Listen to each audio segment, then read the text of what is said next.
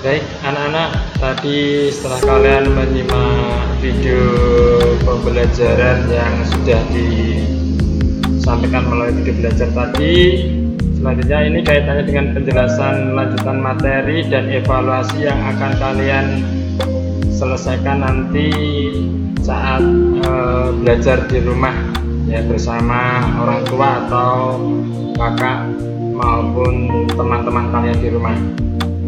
Baik, saya jelaskan dari yang pertama tadi berkaitan dengan muatan pelajaran yang kita pelajari pada pembelajaran 2, yaitu pada mata pelajaran seni budaya dan prakarya. Di sini berkaitan dengan tempo dan tinggi rendah nada dalam lagu. Salah satu lagu yang ditampilkan tadi adalah lagu daerah dengan judul Apuse, yaitu lagu daerah yang berasal dari Papua. Lagu ini menceritakan kisah perpisahan kakek dan neneknya dengan cucunya. Si cucu ini akan pergi merantau ke negeri seberang. Dan bisa kalian perhatikan dari notasi lagu Apuse tadi ya, pada bukumu ada di halaman 6, nanti bisa kalian nyanyikan bersama teman, saudara kalian maupun orang tua kalian di rumah. Ya, di situ tempo lagu pada sebuah lagu daerah bisa maupun lagu yang lainnya ya, bisa lagu Berkibar Benderaku dari Sabang sampai Merauke, maupun lagu-lagu daerah yang lainnya, Parampar Pisang, maupun lagu daerah dari Jawa Tengah misalkan Gundul Pacul, Gambang Suling dan lain sebagainya.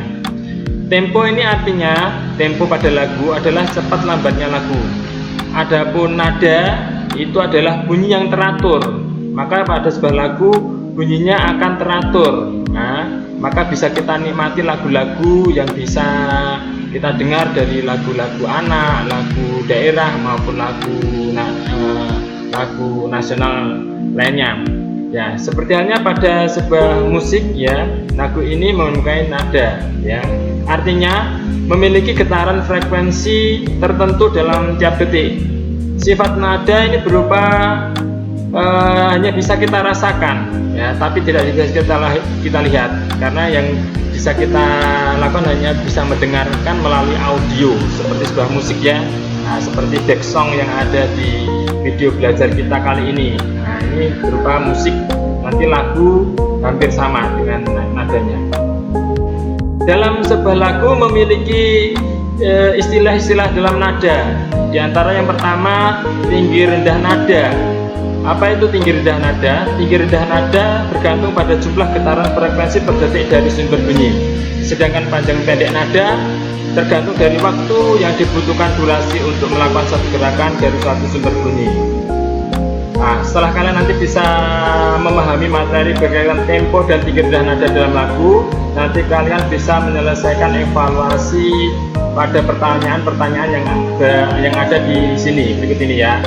Yang pertama, cepat lambatnya sebuah lagu yang dinyanyikan disebut dengan, nah, nanti bisa dikerjakan bersama teman-temannya di rumah, dan nanti bisa ditulis pada buku tugas sesuai mata pelajarannya, yaitu SBDB tadi. Nah, ini ada 5 soal, nanti kalian selesaikan. Yang selanjutnya pada materi IPA ini berkaitan dengan pemanfaatan gaya otot. Nah, ini tiap hari kita melakukan gaya otot ya, seperti mendorong, menarik ya, dan lain sebagainya, membawa ya. Di sini diceritakan tadi kalau kita menyanyikan sebuah lagu Apuse ya, itu dengan langkah gerak kaki dan tangan adalah salah satu contoh yang melibatkan gaya otot ya. Apa itu gaya otot? Gaya otot adalah gaya berupa tarikan atau dorongan terhadap suatu benda yang ditimbulkan atau dihasilkan oleh tenaga otot manusia dan hewan. Bisa kalian perhatikan gambar berikut ya. Nah, ini ada anak yang mendorong kursi, mendorong mobil mogok, ada kegiatan tarik tambang, buku, menyerahkan buku, membuat gerabah dari tanah liat, sapi yang menarik gerobak, kuda dan lain sebagainya.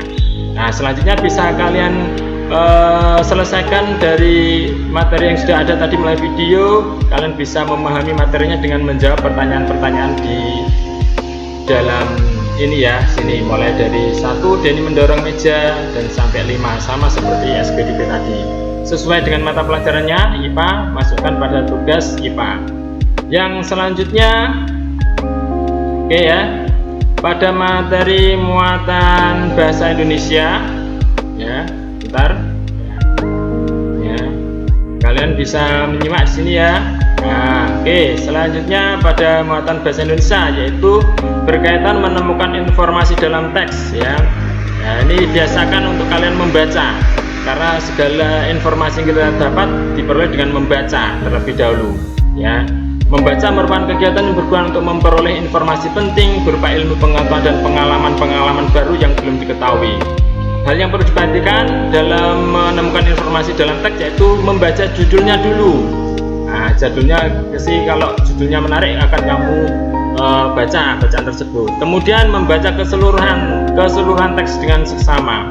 Yang ketiga, menggali dan mencatat informasi penting yang terdapat dalam teks tersebut.